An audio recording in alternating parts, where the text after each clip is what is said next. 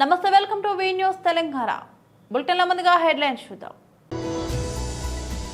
కొడంగల్ నియోజకవర్గం లగచర్ల గ్రామ రైతులను పరామర్శించిన BRS working president KTR. Mahayuti ప్రభుత్వ నినాదాలు నేడు దోపిడీకి అణగారిన వర్గాల బలంగా మారుతున్నాయి.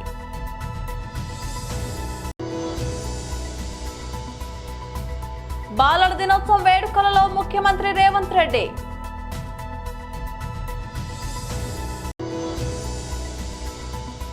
ఏపీ అసెంబ్లీ బడ్జెట్ సెషన్ మంత్రి నారా లోకేష్.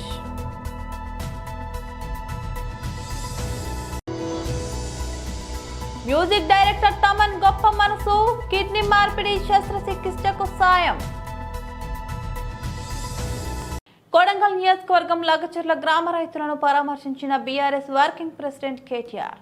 మా పార్టీ అధ్యక్షులు తెలంగాణ తొలి ముఖ్యమంత్రి కేసీఆర్ గారి ఆదేశం మేరకు ఈరోజు మా పార్టీ నాయకుల బృందం గౌరవనీయులు పెద్దలు శ్రీమతి సత్యవతి రాథోడ్ గారు, ఎమ్మెల్సీ గారు, మాజీ మంత్రి శ్రీనివాస్ గౌడ్ గారు, గౌరవనీయులు సంగారెడ్డి ఎమ్మెల్యే చింతా ప్రభాకర్ గారు, గౌరవనీయులు జహీరాబాద్ ఎమ్మెల్యే మాణిక్రావు గారు, గౌరవనీయులు బోత్ ఎమ్మెల్యే అనిల్ జాదవ్ గారు, గౌరవ కుత్బుల్లాపూర్ ఎమ్మెల్యే సోదరులు కేపీ వివేకానంద్ గారు, గౌరవ ఎమ్మెల్సీ షంబీపూర్ రాజు గారు, గౌరవ ఎమ్మెల్సీ నవీన్ కుమార్ రెడ్డి గారు, అదేవిధంగా మాజీ శాసనసభ్యులు గౌరవనీయులు రామావత్ రవీంద్ర కుమార్ గారు, అదేవిధంగా క్రాంతి గారు, ఇంకా చాలామంది నాయకులు, కార్పొరేషన్ల చైర్మన్లు, ఇంకా చాలామంది, మా జాన్సన్ గారు, మాజీ ఎమ్మెల్యే బాల్కా సుమన్ గారు, ఇంకా చాలామంది నాయకులందరం కూడా కలిసి ఈరోజు లగచర్లలో జరిగిన నిరసనలో సమిధలుగా మారిన పేదలు ఎవరైతున్నారో తమ భూములు తమకే ఉండాలి, మార్కెట్లో 60-70 లక్షలు ఎకరానికి ఉన్న భూములు ప్రభుత్వం అడ్డికి పావు షేరుకు రియల్ ఎస్టేట్ దందా చేసేందుకు గుంజుకుంటామంటే, మాకున్న జీవితాన్ని లాగేసుకుంటామంటే, ఉన్న మొత్తం జమీన్ అంతా గుంజుకుంటామంటే అట్లెట్లా ఒప్పుకుంటామని చెప్పి 9 నెలలుగా పోరాటం చేస్తున్న లగచర్ల, హకీంపేట, ఆ పక్కనే ఉండే 2 తాండాల అన్నదమ్ములు, ఆడబిడ్డలు నిన్న మొన్న ఈరోజు వరుసగా రాష్ట్రం మొత్తం చూస్తుంటే రోధిస్తున్నారు, ఆక్రోశిస్తూ ఉన్నారు. కష్టపడి సాధించుకున్న తెలంగాణలో ఇవాళ ఒక రాబందు మాదిరిగా రేవంత్ రెడ్డి అనాలోచితంగా ఏ ఫార్మా కంపెనీలు అంటే కాలుష్యం అని ఆయననే ప్రచారం చేసిండో అదే ఫార్మా కంపెనీని కొడంగల్ తెస్తా, ఇక్కడ పెడతా, దానికి 3000 ఎకరాలు కావాలా అని చెప్పి పేదల భూములు గుంజుకుంటుంటే వాళ్ళు మరలబడితే 9 నెలలు వాళ్ళు పోరాటం చేసినా ఎవడూ పట్టించుకోకపోతే అధికారులు వస్తే వాళ్ళు నిరసన చెప్తే అందులో చాలా దుర్మార్గమైన పరిస్థితి. వాళ్ళ మేము ఇక్కడ ఉన్న 16 మందిని కలిసినాం. వాళ్ళల్లో ఒక ప్రభుత్వ ఉద్యోగి ఉన్నాడు, ఒక పంచాయత్ సెక్రటరీ సోదరుడు పేరు రాఘవేంద్ర యాదవ్. ఆ తమ్ముడు చెప్తున్నాడు, అన్నా నేను మరి వీళ్ళు ఎట్లా పనిచేస్తున్నారో నాకు అర్థం కావట్లేదు, నేను ప్రభుత్వమే చెప్పిన కులగణన అనే కార్యక్రమంలో దినమంతా పాల్గొన్నా, వచ్చి ఆ సంఘటన జరిగినప్పుడు అక్కడ లేను, సాయంత్రం మొత్తం వేరే మండలంలో పాల్గొని నేను ఇంటికి వస్తే సాయంత్రం నన్ను గుంజుకపోయినారని చెప్తా ఉన్నాడు. మహాయుతి ప్రభుత్వ నినాదాలు నేడు దోపిడీకి అణగారిన వర్గాల బలంగా మారుతున్నాయి. हर व्यक्ति के पास अपना बैंक खाता है. रेहड़ी पटरी वाला व्यक्ति भी, एक मेहनत कश मजदूर भी अब मोबाइल पर यूपीआई से पेमेंट कर रहा है. गरीब अब खुद भी आगे बढ़ रहा है, देश को भी आगे बढ़ा रहा है.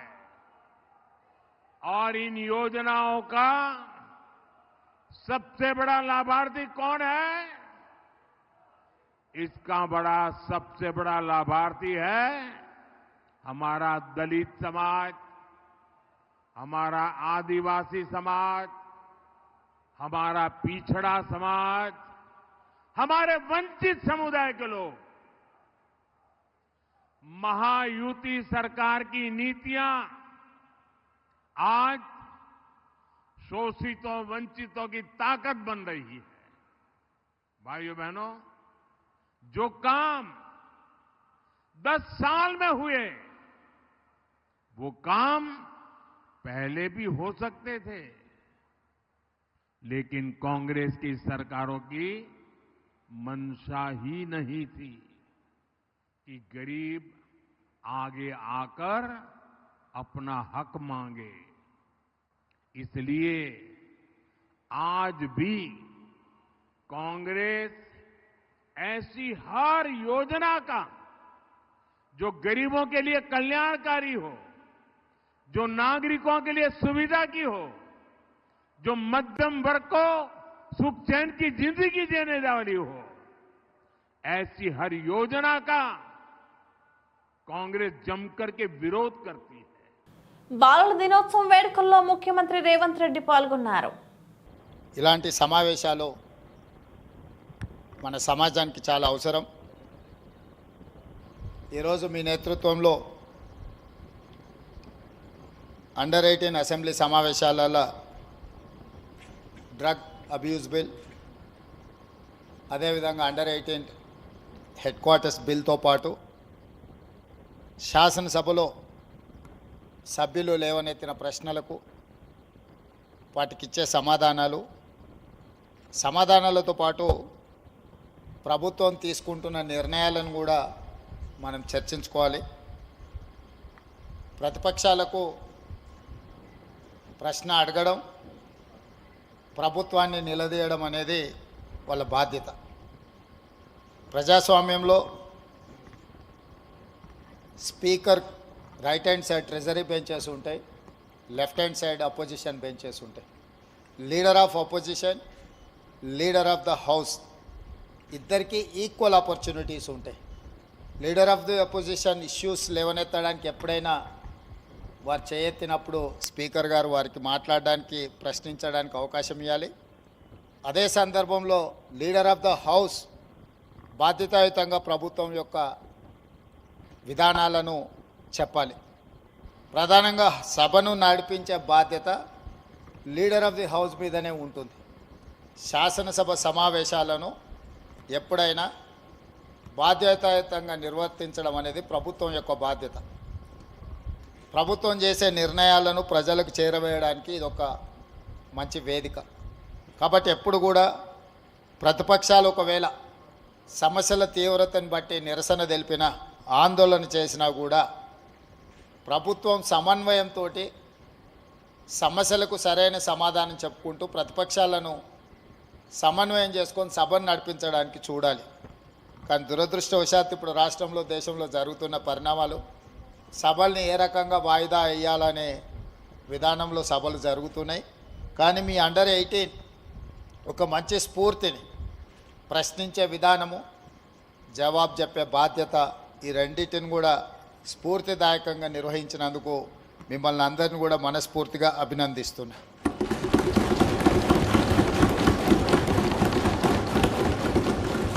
అదేవిధంగా ఈరోజు 14th నవంబర్ భారతదేశ మొట్టమొదటి ప్రధానమంత్రి పండిత్ జవహర్లాల్ నెహ్రూ గారు జన్మదినము. ఇది బాలల దినోత్సవం. ఏపీ అసెంబ్లీ బడ్జెట్ సెషన్ మంత్రి నారా లోకేష్ అక్కడ కూర్చుంటున్నారంటే మీ నోరు కట్టేశారన్న బాధ ఒకటి ఉంది అధ్యక్ష. కానీ విట్ ఉండాలి. పెద్దలు అందరు చాలామంది మాట్లాడారు. ఆ విట్ నేచర్తోనే సభ జరగాల్సిన అవసరం ఉంది. విట్టిగా జరిగితే ఎన్ని గంటలైనా ఇక్కడ చర్చిస్తాం, ఎన్ని గంటలైనా మనం మాడడానికి అవకాశం ఉంటుంది. అది మీరు కోల్పోకూడదని ఈ సభాముఖంగా మిమ్మల్ని కోరుకుంటూ, మళ్ళీ అధ్యక్ష పిలిచే అవకాశం, మిమ్మల్ని పిలిచే అవకాశం నాకు ఇచ్చిన చంద్రబాబు నాయుడు గారికి, పవన్ అన్నకి, బీజేపీ నాయకులకి నా హృదయపూర్వక ధన్యవాదాలు తెలుపుకుంటూ సెలవు తీసుకుంటాను.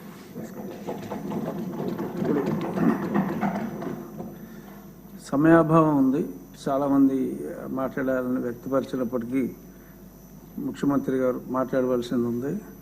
ఈలోపు నేను కృతజ్ఞతలు తెలుపుకోవాలి కాబట్టి వారు మాట్లాడే ముందు ఒక 4-5 నిమిషాలు నేను సభకి నమస్కారం.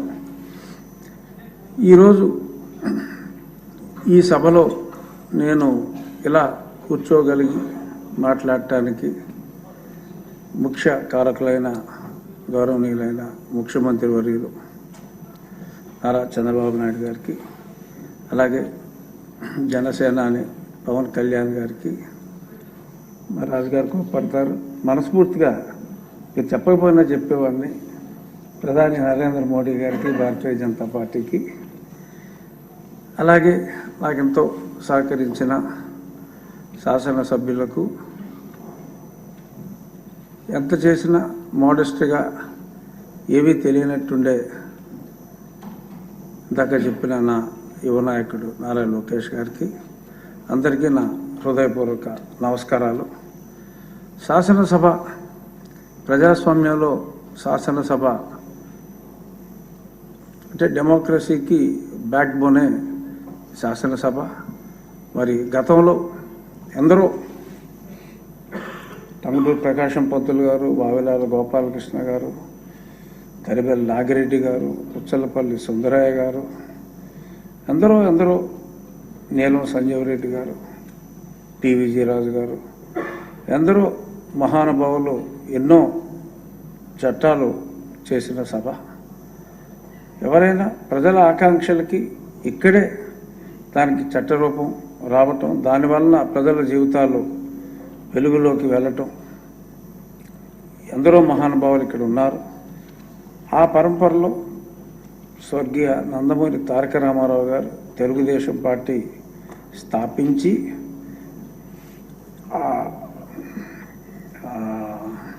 సంక్షేమం అనే దాన్ని ఒక కొత్త ఒరవడి సృష్టించి భారతదేశంలో మొట్టమొదటిసారిగా సంక్షేమం యొక్క విలువ, సమాజమే దేవాలయం, ప్రజలే దేవుళ్ళు అని ఊరికనే స్లోగన్తో కాకుండా పరిపూర్ణంగా ఆయన విశ్వసించి మరి గొప్ప సంస్కరణలు చేపట్టి ప్రజామోదంతో, సభ్యుల ఆమోదంతో మరి ప్రజల జీవితాల్లో వెలుగు నింపింది ఈ సభ. ప్రముఖ సంగీత దర్శకుడు తమన్ గొప్ప మనసు చాటుకున్నారు. చావు బతుకుల్లో ఉన్న ఓ రోగికి కిడ్నీ మార్పిడి ఆపరేషన్ చేయించడంలో సాయం చేశారు. ఆయన చొరవతో కిడ్నీ ట్రాన్స్ప్లాంట్ విజయవంతంగా పూర్తి చేసినట్టు డాక్టర్ లీలాకృష్ణ తన ఇన్స్టాగ్రామ్ ఖాతా ద్వారా వెల్లడించారు. Thank you dear Thaman. ANU ఆసుపత్రిలో రోగికి కిడ్నీ ట్రాన్స్ప్లాంట్ ఆపరేషన్ను విజయవంతంగా జరిగేలా చేశావు. నీ కైండ్ హార్ట్ జీవితాంతం గుర్తుపెట్టుకుంటా అని ఆ పోస్ట్లో పేర్కొన్నారు. God is great dear doctor అంటూ లీలాకృష్ణకి తమన్ రిప్లై ఇచ్చారు. తమన్ మంచి మనసు గురించి తెలుసుకున్న అభిమానులు అభినందనలు కురిపిస్తున్నారు. టాలీవుడ్ క్రేజీ మ్యూజిక్ డైరెక్టర్ గా కొనసాగుతున్న తమన్ స్టార్ హీరోల చిత్రాలకు సంగీతం అందిస్తున్నారు. బుల్లితెర మ్యూజిక్ షోలకు తమన్ న్యాయ నిర్ణేతగా వ్యవహరిస్తున్నారు. సోషల్ మీడియాలో యాక్టివ్ గా ఉండే తమన్ ఫ్యాన్స్ తో ఎప్పుడూ టచ్ లో ఉంటారు. అందరికంటే ముందుగానే తాను సంగీతం అందిస్తున్న చిత్రాల అప్డేట్స్ పంచుకుంటారు. వరిధాన్యం కొనుగోలు కేంద్రాన్ని సందర్శించిన జిల్లా ఎస్పీ శ్రీమతి డి జానకి ఐపీఎస్, జిల్లా ఎస్పీ శ్రీమతి డి జానకి ఐపీఎస్ ధర్మపూర్ గ్రామంలోని ప్రాథమిక వ్యవసాయ సంఘం ఆధ్వర్యంలో నడుస్తున్న వరిధాన్యం కొనుగోలు కేంద్రాన్ని సందర్శించారు. ఈ సందర్శనలో ఆమె రైతులతో మాట్లాడి కొనుగోలు ప్రక్రియ, సౌకర్యాలు మరియు రైతులకు అందిస్తున్న సేవల గురించి వివరాలు తెలుసుకున్నారు. రైతులు తమ పంటలను సులభంగా విక్రయించేందుకు ప్రభుత్వం ఏర్పాటు చేసిన కొనుగోలు కేంద్రాలను ఉపయోగించుకోవాలని ఆమె సూచించారు. ఈ సందర్శన ద్వారా రైతులకు అందుతున్న మద్దతు మరియు సౌకర్యాల గురించి తెలుసుకున్నారు. ఈ సందర్శనలో DSP Venkateswarlu, rural CI Gandhi, rural SI పాల్గొన్నారు. లాస్ట్ టైం కూడా బయట వాళ్ళు క్వింటాల్ నెంబర్ 3,000 పెట్టి కొన్నారన్నట్టు 6.5 తీసుకోండి. ఈ దుడ్డు రకం మనం ఎక్కడ తీసుకుంటాం. ఇది బయట ఇలా కాకుండా బయట హైవేస్ అన్నారు కాబట్టి ఇది ఇక అందులో కొన్ని ఈసారి బోనస్ కూడా అంటే ముందు తెలియదు కదా బోనస్ ఆల్రెడీ ఇస్తామని చెప్పారు. బోనస్ ఇస్తారా ఇయ్యారా అని డౌట్ మీదే చాలా మంది రైతులు బయటకు సగం శాతం పోయింది. రూపాయలు 50% ధాన్యం కాదు. మీకు ఎంత రేటుకి పోయింది? పచ్చళ్ళు ఫస్ట్ 2300, ఫస్ట్ 2300, తర్వాత 2200, తర్వాత 2100, 2000. అంటే వర్షం ఈ మోడం బాగా ఉంది కదా, రైతులు ఎట్లా ఇచ్చేసారని వాళ్ళు తగ్గిస్తూ వచ్చారు. వాళ్ళు పెంచుతున్నారు. దీంట్లో ఇంకొక ప్లస్ పాయింట్ ఏంటంటే అన్ని నూకలు అయితే ఈ నూకలు కావు. సోన కావచ్చు, ఈ దీనిలో సోన కూడా సన్నమే ఉంటుంది, అది నూకలు అవుతుంది, ఇవి నూకలు కావు. యాసంగి అంటే ఎండాకాలం పండిస్తే కూడా ఇవి నూకలు కావు. అది డ్యూరేషన్ తెగులు కూడా 25 డేస్ చేస్తారు అనేది దీనికంటే ఒక 15 డేస్ 20 డేస్ డ్యూరేషన్.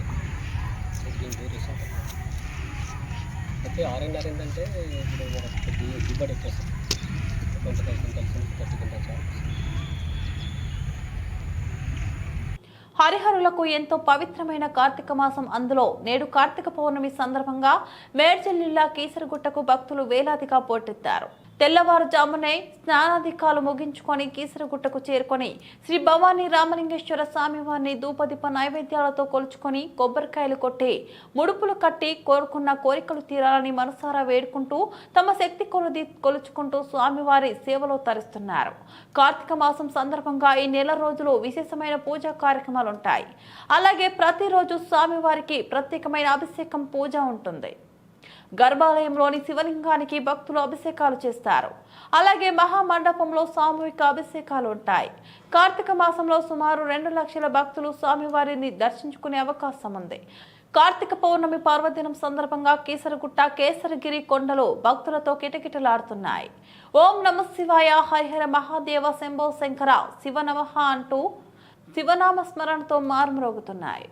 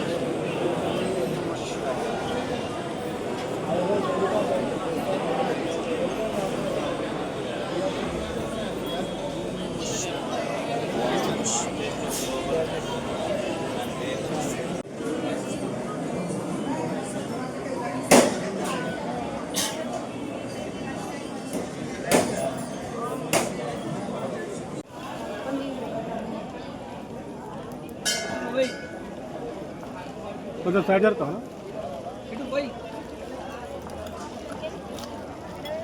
ఇంకేం పోయి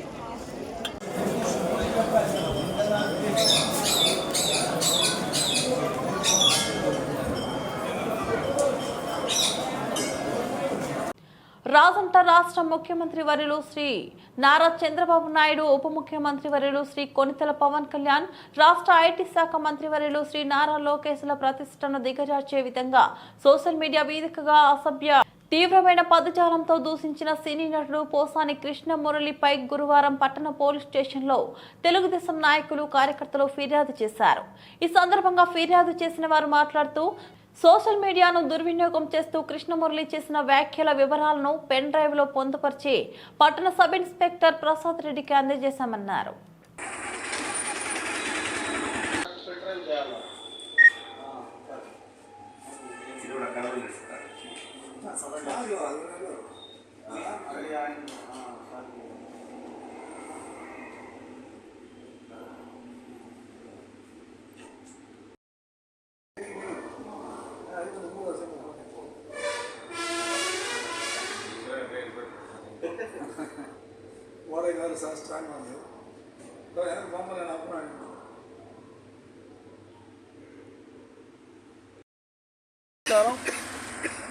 ఈరోజు రాజంపేట పట్టణ పోలీస్ స్టేషన్ నందు పోసాని మురళీకృష్ణపై ఫిర్యాదు చేయడం జరిగింది.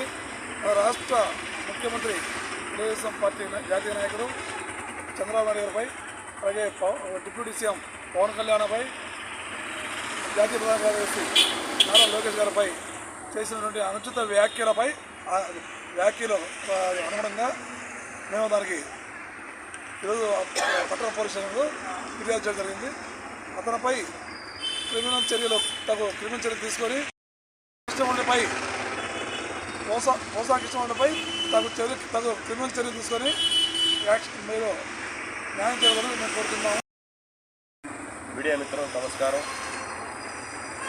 వైఎస్ఆర్సీపీ నాయకుడు సినీ నటుడు మోసాని కృష్ణమురళి ఇటీవల రాష్ట్ర ముఖ్యమంత్రి వర్యులు నారా చంద్రబాబు నాయుడు గారిపై మరియు ఉప ముఖ్యమంత్రి పవన్ కళ్యాణ్ గారులపై మరి అలాగే జాతీయ ప్రధాన కార్యదర్శి తెలుగుదేశం పార్టీ శ్రీ నారా లోకేష్ గారులపై అనుచిత వ్యాఖ్యలు తీసుకు తిరుగుబోతూ లాంటి చాలా తీవ్రమైన పదజాలంతో ఆయన దూషించడం జరిగింది.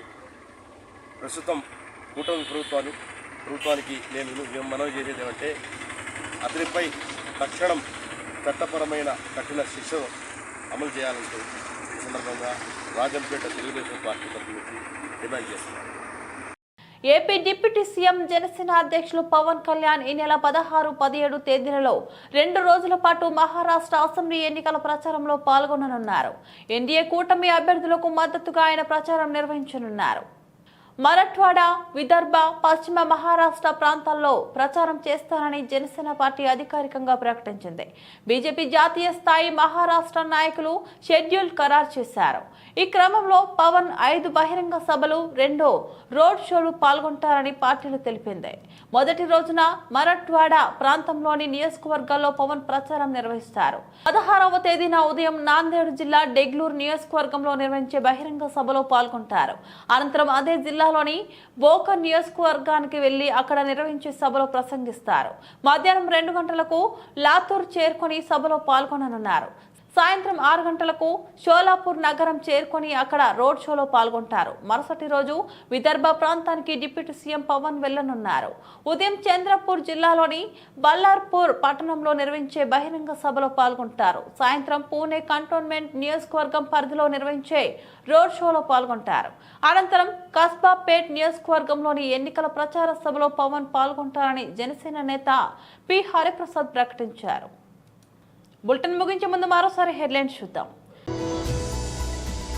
కొడంగల్ నియోజకవర్గం లగచర్ల గ్రామ రైతులను పరామర్శించిన BRS working president KTR. Mahayuti ప్రభుత్వ నినాదాలు నేడు దోపిడీకి అణగారిన వర్గాల బలంగా మారుతున్నాయి.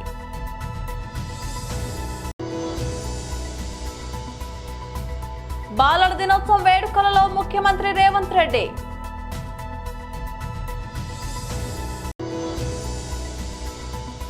ఏపీ అసెంబ్లీ బడ్జెట్ సెషన్ మంత్రి నారా లోకేష్.